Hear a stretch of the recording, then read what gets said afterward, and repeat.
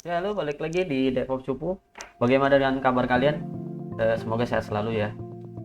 Di video yang lalu saya pernah membahas tentang bagaimana cara menginstal Docker dan juga Docker Compose. Dan video ini adalah video kedua tentang kelanjutan pembahasan kemarin ya. Di video sebelumnya saya bahas bagaimana cara konfigurasi dan juga instalasi Docker dan juga Docker Compose. Namun sedikit saya bahas tentang komponen-komponen penting yang harus kalian bisa menjadi satu landasan kalian untuk belajar Docker. 4 komponen itu adalah image, container, volume, dan juga network. 4 komponen ini kalian harus benar-benar kuasai. Sebab jika kalian tidak mengerti tentang keempat ini, maka kalian juga tidak akan paham bagaimana cara menggunakan si Docker ini tentunya. Karena keempat komponen ini akan selalu kalian gunakan saat kalian menggunakan si Docker. Entah itu di dalam server live ataupun staging atau di komputer kalian pribadi untuk testing ataupun mengerjakan suatu project yang kalian kembangkan. Oke, jadi kita langsung aja bahas. Pertama adalah image. Image adalah sumber utama dalam pembuatan kontainer yang di dalamnya sudah terbentuk menjadi package distribusi yang kita butuhkan. Image bisa kita buat sendiri dengan Docker build atau menggunakan image dari hub.docker.com. Jadi untuk mendapatkan image ini kalian bisa build di dalam komputer kalian menggunakan Docker build atau bisa menggunakan image dari Docker officialnya yaitu hub.docker.com.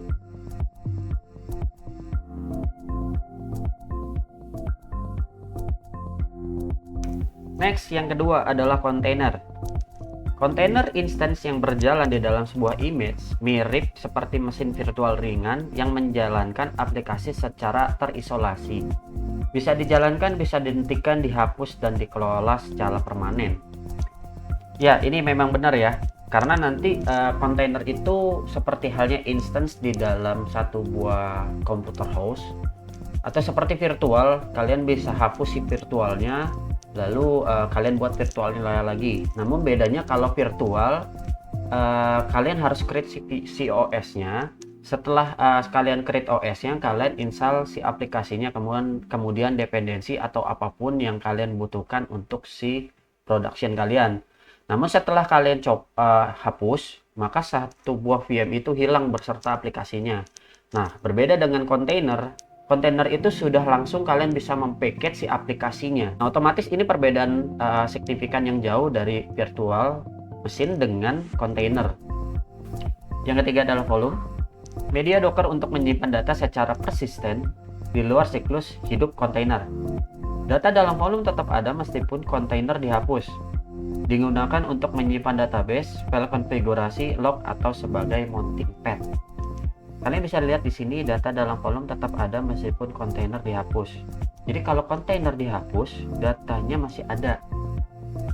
Gitu ya. Jadi kalau misalkan kontainernya itu berisi dengan tentang aplikasi dan aplikasi kalian itu mengalami crash atau kalian salah deploy ya, rusak atau ada glitch atau ada bug dari hasil kalian build ya, atau dari pengembangnya ada kerusakan, maka data yang kalian sudah tetapkan sebagai volume maka dia tidak akan rusak.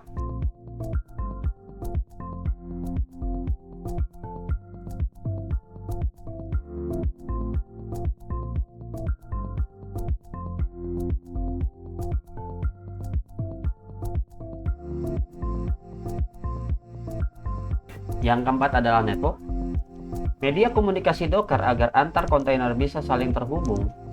Dan secara default Docker akan membuat jaringan virtual internal di dalam host dengan metode bridge dari IP localhost atau 127.xxx.xxx. Nah, ini segmen IP ya, IP localhost.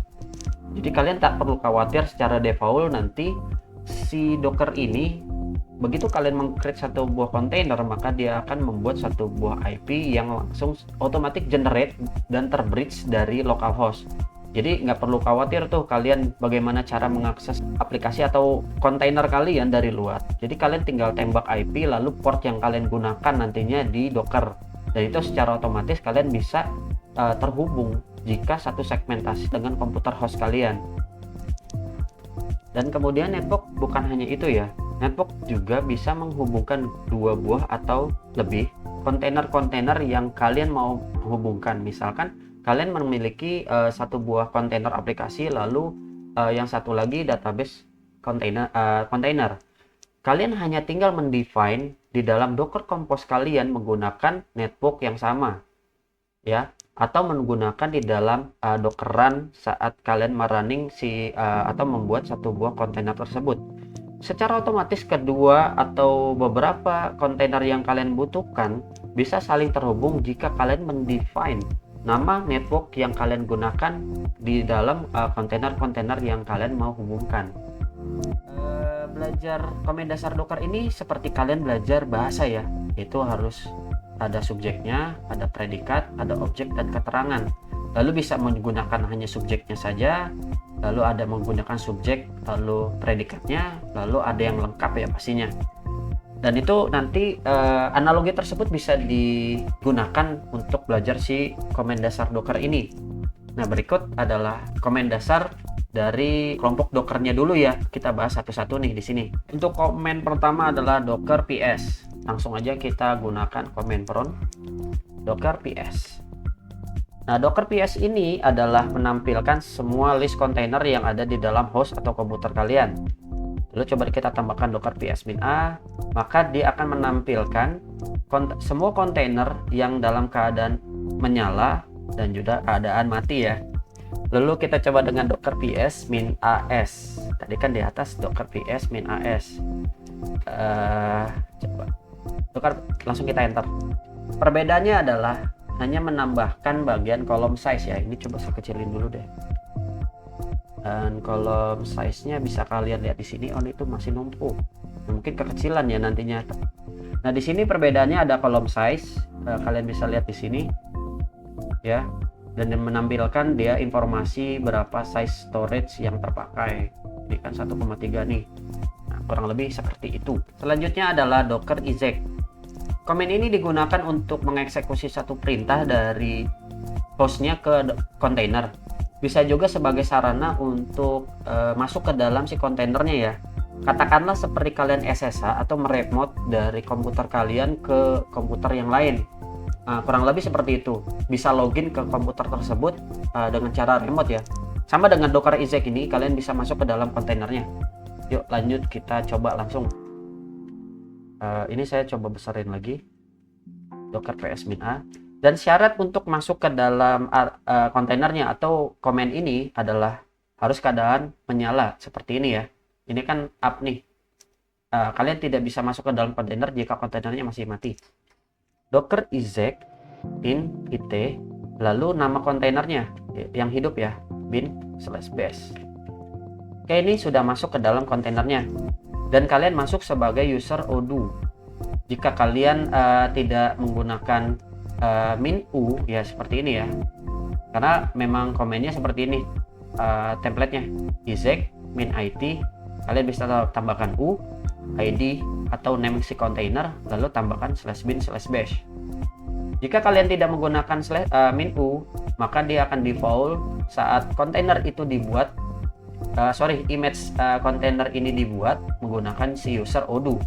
Dan jika kalian menggunakan lebih spesifik dengan menggunakan tambahan u ya, -u, kalian harus menggunakan user yang spesifik seperti halnya root. Ntar ya, maka dia akan login menggunakan user root ya. Kalian tinggal whoami aja di sini, yaitu komen dasar Linux yang paling basic ya, whoami. Di sini langsung ditunjukkan root ya. Lalu ini saya exit, coba yang ini tanpa -u. Ini whoami. Nah, ini beda. Ini menggunakan odoo ya. Kalian bisa lihat di sini. Next adalah Docker System df. Ini langsung aja kita coba Docker System df. Komen ini menunjukkan size storage yang telah terpakai ya, informasi berapa besaran size yang telah terpakai. Di sini seperti halnya image, ada 4 image ya, karena tadi kan Docker PS -a ada 4 buah image di sini. Maka total size yang digunakan ada 5 GB. Lalu ada kontainer juga di sini, size yang terpakainya 54 MB.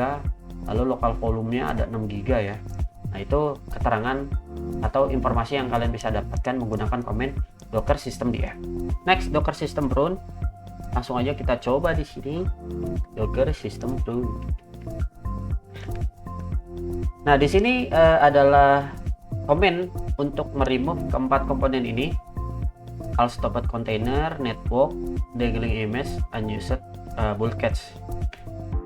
Di sini kalau kita menggunakan Docker PS ada dua buah kontainer yang mati ya, otomatis dia akan terremove jika menggunakan Docker system prune. Kemudian juga networknya. Kemudian untuk dangling image dan unused image ini bisa muncul jika kalian menggunakan Docker build ya. Seperti yang saya katakan di awal, kita akan membuat ini di sesi yang lain. Jadi ini cuekin dulu aja. Lalu kita masuk langsung Docker system prune.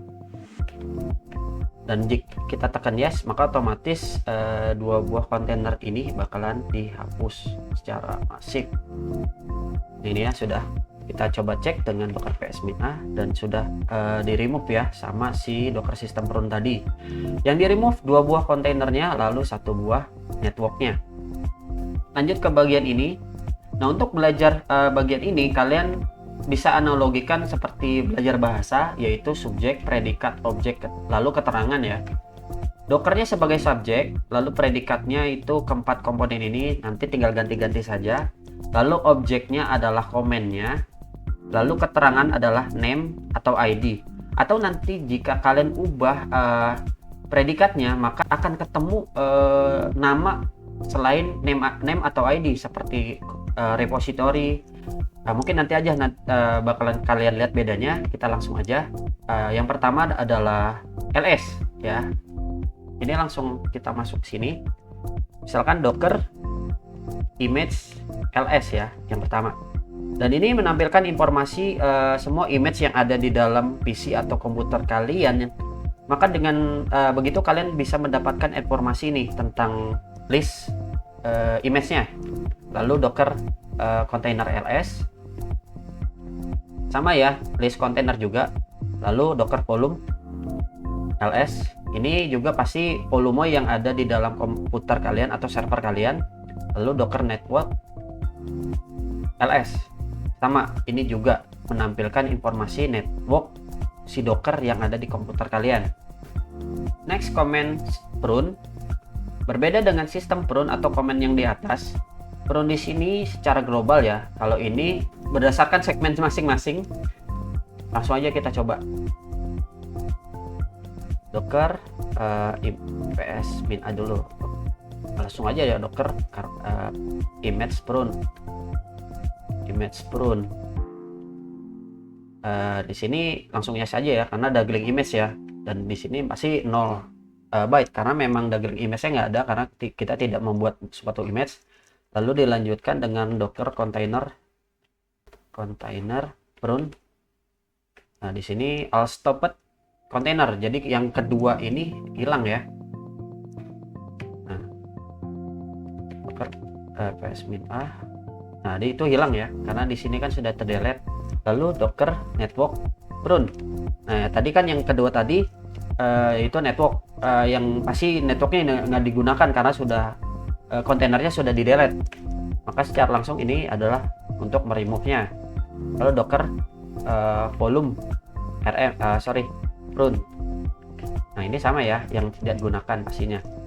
Nah, ini banyak nih ya, dia ke filter diantaranya docker volume ls. Nah, kurang lebih contohnya seperti itu ya. Lanjut ke rm. Nah, ini kita sudah bisa full subjek, predikat, objek, keterangan. Komennya docker image rm, lalu name atau id. Sama dengan yang lain, docker container rm, name atau id. Docker volume rm ya, name atau id. Docker network rm, name atau id ya. Docker PS-min A. Pertama docker image rm. Docker PS-min A dulu. Docker image kelas dulu coba. Ada yang tidak. Oke, ini ada dua buah ini ya. Kita coba. Yang tadi kan nggak terpakai karena Trisaktinya sudah ke rm, ke remove. Docker image rm, nama image ya. Nah, karena tidak ada nama, kita menggunakan image di sini. Misalkan ini ya. Nah, kalau kalian mau jamak bisa kayak gini, atau kalian bisa satuan juga, satu-satu aja. Nah, ini saya langsung remove keduanya dan boom, ini langsung ke delete ya. Kita langsung docker image ls lagi untuk melihatnya. Nah, ini remove ya. Lalu kalau kontainer ini kayaknya sudah ke remove tadi ya, untuk pas docker prune tadi. Lalu kita coba untuk ke volume ls. Misalkan ini masih ada yang tidak digunakan, Zabbix lalu Ansible ya. Nah, di sini dia tidak menggunakan ID, dia menggunakan name. Jadi kita gunakan name. Docker volume rm. Ini ya Ansible ini. Lalu ini ya. Volume sudah ke remove, kita lihat listnya. Nah, ini sudah ke remove yang kedua tadi ya. Ini dua ini. Lalu docker network ls. Untuk network sepertinya nggak ada yang bisa kita hapus ya. Komennya sepertinya sama seperti halnya yang lain, docker network rm lalu nama networknya ya. Karena yang tadi prune, dia otomatis sudah ke semuanya yang docker system prune, jadi sudah remove ya. Jadi kalian bisa pilih opsinya mau prune atau rm. Jadi kalau prune itu secara masif atau keseluruhan yang tidak digunakan. Kalau rm kalian bisa seleksi satu-satu. Nah, itu perbedaannya. Komen selanjutnya adalah inspect. Ini digunakan untuk menampilkan informasi dari masing-masing segmen. Kita langsung tes aja. Docker psmin misalkan image, docker image inspect lalu nama kontainernya. Ini kan docker image ls dulu. Docker image inspect lalu nama kontainer image-nya. Nah, dia akan menampilkan sejumlah informasi seperti kapan dibuatnya, lalu arsitekturnya, lalu operasi sistemnya. Cukup penting nantinya kalian bisa manfaatkan di masing-masing komennya. Oke, next docker container ls, docker container inspect lalu nama kontainernya misalkan ini ya. Nah, ini juga sama, dia akan memunculkan sejumlah informasi source-nya di mana gitu, nama ini banyak nih, created date-nya juga ya kan, ya banyak ya sebenarnya. Lalu path yang digunakannya di mana. Lanjut docker volume inspect. Nah, ini nama volume yang mau kalian inspect. Misalkan volumenya mana ya, local demo ini. Nah, juga kalau ini hanya shortlist ya, sedikit, karena yang paling banyak tadi memunculkannya adalah inspect di bagian kontainer, itu keseluruhan. Kalau ini tinggal sebagian kecilnya aja, itu volume atau networknya saja spek. Misalkan yang tadi ini ya, ini juga memunculkan informasi pada network yang kalian butuhkan. Nah, kurang lebih seperti itu, dia hanya memunculkan informasinya aja yang mungkin nantinya kalian akan membutuhkannya. Lanjut ke untuk memunculkan log. Di sini cuma satu sih komennya, patternnya seperti ini. Perintah ini adalah perintah untuk memunculkan log dari bawah, memunculkan 100 dari bawah gitu, log terakhirnya. Saja kita coba. Ya, di sini memunculkan kontainernya, lalu docker container log min tail ya, karena dia banyak 100 ya. Lalu namanya, nama si kontainernya. Dan ini dia akan memunculkan 100 dari bawah log terakhir ya. Biasanya di sini untuk mendebak suatu kontainer jika kontainernya error. Maka komen untuk kalian mengetahuinya adalah docker container log double dash tail lalu 100. Ini bisa kalian tentukan value-nya sendiri ya, nggak harus 100. Mungkin kalian memunculkan 200 atau 50. Dan sulit juga untuk mencarinya, kalian harus scroll sebanyak mungkin ya. Kalau misalkan 1000, kita coba 1000 ya, misalkan 1000. Nah, ini kalian akan scroll ke atas sebanyak mungkin, kan capek ya. dan belum tentu informatif gitu, karena kalian butuhkan log terakhirnya. Nah, ini komennya harusnya dibahas di pertama, tapi ya udah nggak apa-apa kita taruh di terakhir karena paling spesifik. Start, stop, dan restart. Caranya adalah ya sama, docker start atau stop atau restart lalu name ID. Langsung aja kita coba di sini. Pertama ya pasti docker -min a ya, biar buat munculin listnya. Docker container, misalkan stop dulu, odo ini ya, dan dia akan stop si kontainer. Lalu kita list lagi di situ, kalian bisa tahu karena tadi komen yang kita masukkan adalah untuk menghentikan si kontainernya. Lalu di sini kita masukkan yang docker container start dulu ya, start, lalu nama kontainernya, lalu kita ps lagi. Jadi itu udah up 4 detik yang lalu. Lalu kita coba restart ya, docker container, docker ps lagi deh, -min a. Nah ini, dan dia sudah berjalan 15 detik lalu ya, karena up-nya ya. Lalu kita ganti di sini start menjadi restart ya, dan kita docker -min a lagi, maka dia karena dia restart maka dia 1 menit yang lalu ya sudah terrestart. Nah, kurang lebih seperti itu ya. Alright, itu aja semua komen dasar yang dari saya. Gimana? Gampang kan? Gampang dong. Semua komen ini saya rangkum berdasarkan kebutuhan pribadi, karena komen-komen yang selalu saya gunakan otomatis itu menghafal dengan sendirinya. Ini sudah menjadi keseharian saya menggunakan komen-komen ini. Jadi komen yang lain bukan berarti nggak penting, tapi saat ada momen kita baru bisa melakukan komen yang di luar ini. Jika kalian punya pertanyaan, kalian bisa tulis di kolom komentar, dan juga jangan lupa untuk like dan subscribe-nya ya, karena dengan like dan subscribe kalian itu akan membuat saya termotivasi untuk membuat video-video berikutnya. Di akhir kalimat, terima kasih sudah menonton dan see you on the next video. Bye bye.